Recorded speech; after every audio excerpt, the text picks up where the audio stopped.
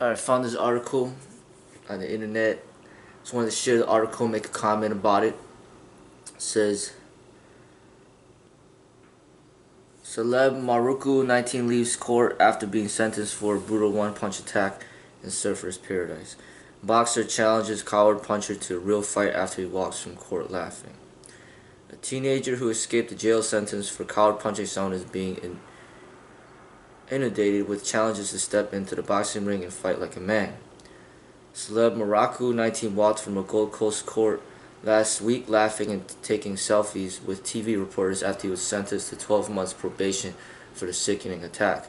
Maraku, who and two of his friends were out in Surfer's Paradise for Schoolies last year when the group attacked Taliesin O'Meara, 19, in the early hours of November 27th. The entire assault was caught on video, showing the victim backing away from the three boys after one of Maraku's friends kicks him. While Mr. Moreira is looking at the person who kicked him, Maraku punches him in the side of the head, knocking him out cold as he slams on the pavement. Maraku is in charge of one count of assault, occasioning bodily harm, and one count of contravention of a banning order. Following his sentence on Friday, the 19-year-old has been slammed for his behavior. In a Facebook post, the victim's mother, Tashaw Tadru, expressed shock over the sentence. "This is the lowlife that hit my son and is now walking away with a 12-month suspended sentence and laughing in the process," she wrote. "Where is the justice? For my son who is still suffering, for his family and friends that are still suffering, my heart is heaving and I'm beyond fears. This is not okay. This is not what was meant to happen." Maraku has been challenged to a number of physical fights, the first of which came from Gold Coast scaffolder Ben Valdenbroek. In a Facebook message he shared by local boxing promoter Jamie Meyer, who hosts charity fight nights, Mr. Vandenbroek wrote to Maraku, "Celeb, you weak grunt, get in the ring for our charity scaffolding boxing night. You think you're the man, jumping a young bloke 3-on-1. Let's see how you go, you little explicit." Maraku responded, writing, sorted out, I'll come down 100%, message with the info and dates, and I'll see you then. But according to Kiri Foley, a box promoter from northern Sydney, Maraku has dropped off the face of the earth and stopped replying to the Gold Coast Challenger. The event was supposed to be held at the QT Hotel on March 24th, but after Maraku appears to be backed out, Mr. Valdenbroek has turned to Mr. Foley instead. "Ben Valdenbroek asked me to get it so public that he can't hide, so I'll put out a real challenge where he can fight properly." Mr. Foley, who has been boxing for 12 years, has made a Facebook event inviting the teenager to fight, which has already amassed 1,000 likes. It was obviously a coward punch, but he's acting like he's achieved something from dog slaughtering a guy. The boxer said every time he tries to post on Maraku's Facebook, it's marked as spam and deleted. "I've tried to contact him plenty of ways, he'll eventually see it. He can't hide forever. I fight him in the cage, in the ring, whatever he wants. He could go 3 rounds, 1 round, whatever. He's not going to last long anyway. I'm going to treat him like a man. He thought he achieved something with that punch, but why not fight someone that's actually looking at him?" Having fought as the undercard for Danny Green and Anthony Mundine, Mr. Foley said a fight with Maraku would only be to teach him a lesson. He's only young, so he probably has a bit of that ego about him, but boys like that, they need to be taught, and be taught young, he said. "I'm just giving the fans what they want," he added, and to entice Maraku even more, Mr. Foley has thrown in some money to entice him. "If he wins, I'll give him $10,000. If he loses, I'll donate whatever money we raise to charity," he said. Alright, so my feedback on that is that what the boxer's doing is really no better than the person that attacked and jumped this person, knocked him out in one punch, because that's what boxers do. Boxers beat people up for money. Now he's trying to use $10,000 to entice him. He's just trying to gain fame from himself and gain attention, and it's kind of working because they made an article about it. So boxers knock out people when they don't need to knock out people. Boxers hit people as hard as they can, even when they don't need to hit people as hard as they can. Boxers are bullies just like this guy's a bully. You know what I mean? Like, essentially, they're both bullies. And, you know, this is not a real fight because you're going in a boxing ring and you got gloves and you got rules and you got a bunch of people in the audience watching. You got referees standing by. I mean, the guy, what he did was wrong, but that's more of a real fight than boxing ever will be. So, you know, how do you get this person to learn a lesson from what he did? Well, that's where his father's supposed to step in. And that's what I talked about in the other video. His father's supposed to step in and just basically beat the living nightmare out of him until he learns. I mean, that's the father-son relationship. The father, you know, created this son, this person, and the respect of history it's there because it's your father and you did something wrong, so the court is not punishing you enough, then the father should come down hard on him. That's how it's supposed to learn, and that's pretty much what a Sifu's supposed to do, being a teacher father, not just with his own children, you know, but your own father is supposed to be the martial arts master. And if you go out of line, you beat people up when you're not supposed to, and then, you know, you're hurting people and you're doing violent crimes, the father or Sifu is supposed to step in and beat you down until you learn a lesson. This stranger that's challenging him, that's not his father. It's not even his friend. It's not even his cousin or brother. You know, in a household, if the father's not going to beat down this person that did it, then he might have his other son beat him down, you know, to teach him that lesson. It's supposed to be within the family.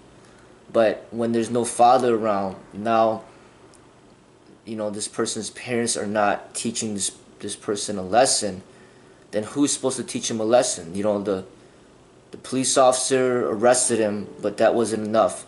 The judge didn't give a harsh enough sentence, so that wasn't enough. So who else is supposed to teach him a lesson?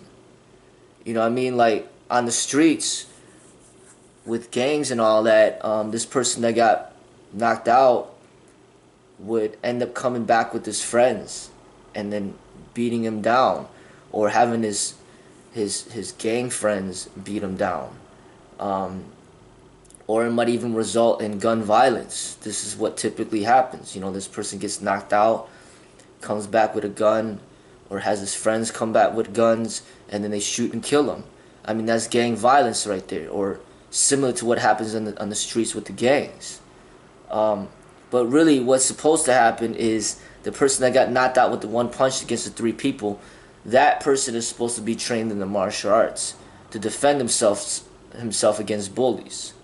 You know, he's supposed to be trained in the martial arts, but that person that did the punching, he's somebody that's not supposed to learn.